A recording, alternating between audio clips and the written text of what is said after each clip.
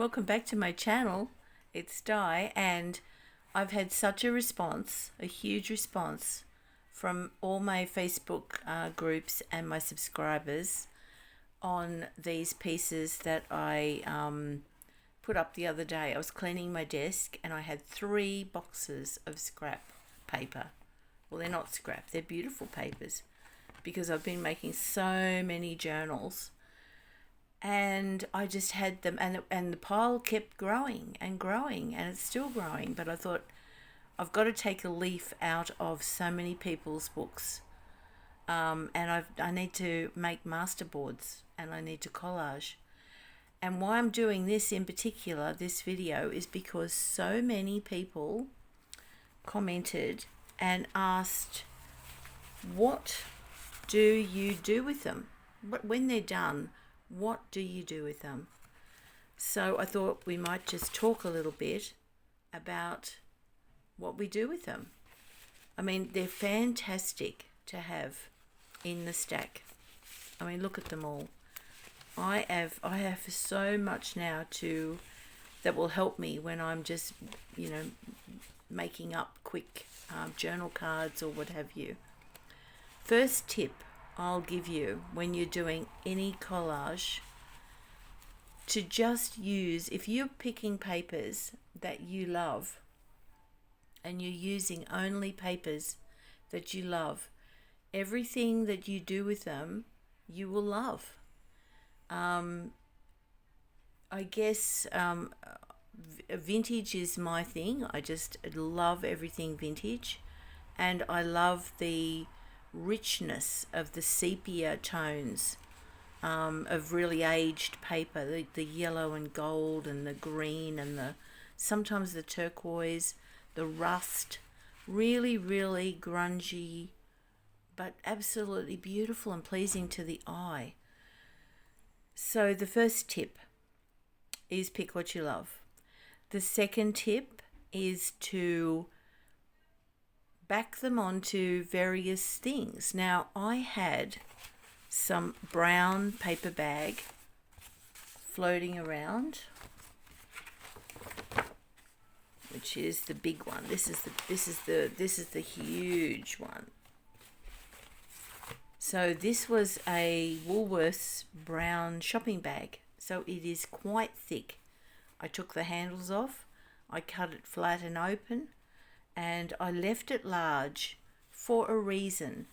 Now, most of the ones I like to do are A4 size, portrait, and some landscape. Just turn it sideways, do it landscape, so that they're ready to go for whatever situation. But I thought with this big one, this gives me so much more ability. Now, I did a journal the other day, which is right here, and I've started making pouches for every journal I do. I'll just slip that off, and a lot of them have been cloth pouches, beautiful doilies and things like that. But now I have the paper. I mean, by doing them on the brown paper bag, I have a really sturdy envelope.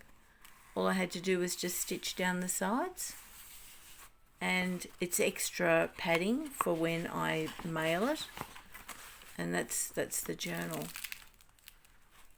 This one's this is a traveler's notebook, and it is really delicious. It is really 2 signatures in this one, but yeah, it is divine. So I'll do a flip through of that. Well, I guess I'm kind of doing it now, aren't I? But yes, that's nearly ready to be sold, and that is its beautiful home, nice and protective. And whoever gets this can always unstitch, or just cut it up, and then they can go on to use my collage as belly bands and journal cards for themselves. So that is one really good tip.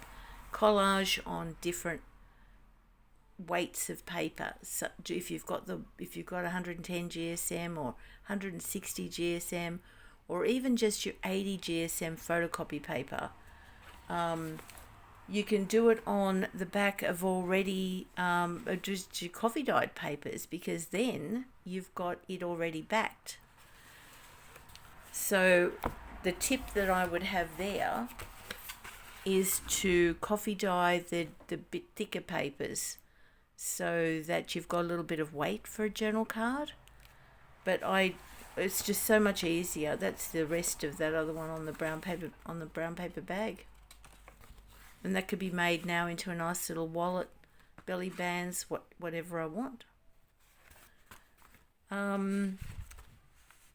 Yes, so the other, that was, I can't think of any more tips really. I mean, use what you love. Oh, the other thing I was going to say, don't overthink it. If you have got things that you love and you're only using what you love, then I don't plan. It's something about I think it's the left side of the brain. It just automatically can see things. I mean, have you ever done collage where you will look at it when it's completed and go, oh, I didn't mean for that to happen, but doesn't that coordinate, or isn't that amazing? So you can't go wrong. You can't go wrong. I always like to put the neutral larger pieces down first, and the text, just as you would when you layer up other things.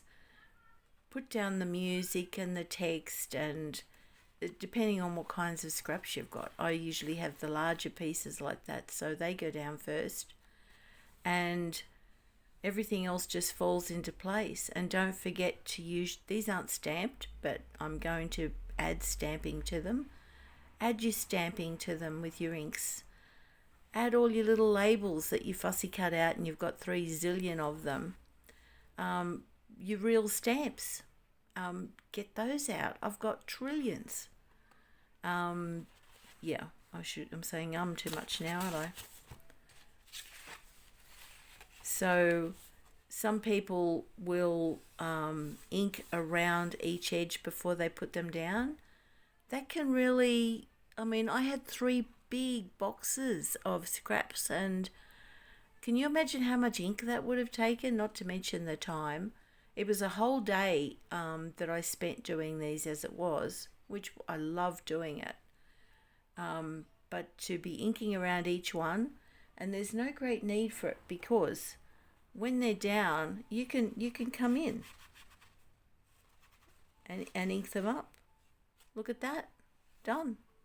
You can, if you glaringly don't like any little white edges, just touch them up. Here's a really snow white edge I don't really care for. Look at that. And the other thing you can do, you can get your white pens or black pens, and you can add dots, and you can get ink and make splatters. Test it out first on a scrap bit of paper.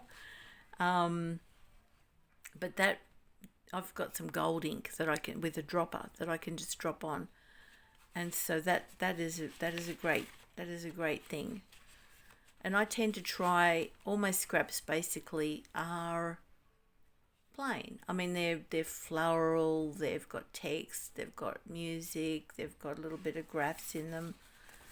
Oh yes, and don't forget your butterflies. If you're like me and you fussy cut out 3 zillion butterflies and you have them in a packet off to the side, I went through all my packets. I've got filing. I'll show you.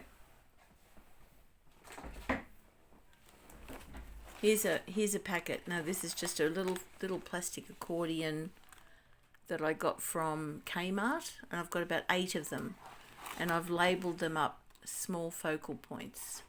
And so inside of them I've got all these little pictures of everything. I started to go through them, and there's a whole one dedicated to butterflies. There's some for the paper dolls of Tim Holtz. So don't forget your butterflies. Don't forget your Tim Holtz dolls. And that's the end of the process. That's the end of the process. So play around and don't overthink it. Just pick up the scrap, find a good spot for it, and it will all come together because you loved it. You had all these pieces. I mean, that is beautiful. Bit of shabby dabby doodahs, florals in there, and vintage by me. I can't remember all the others. It's another shabby dabby. I love her florals. And I mean that's from ages ago. It was just so cathartic to get those scraps to make it all happen so that they could have a nice home. And I've got a lovely pile now that I can just pop into my paper stack and grab. So I hope that has been of help to all the ladies who wondered what on earth we do with our masterboards and our scrap papers. We never throw anything away, do we? I think we're all like bowerbirds. So I think I'll leave it there, and I was overwhelmed with all the support and love and kind comments on those collages, and that's what I love about all the people. Thank you all so much. I just love it, and I just love seeing all your channels and all the stuff that you're doing. And hey, throw me a comment and throw a picture in there of your collage and let me see what you guys are doing, because hey, I need inspiration and I get it all the time. Yeah. So thank you so much, and I'll see you guys in the next video. See ya. Bye bye.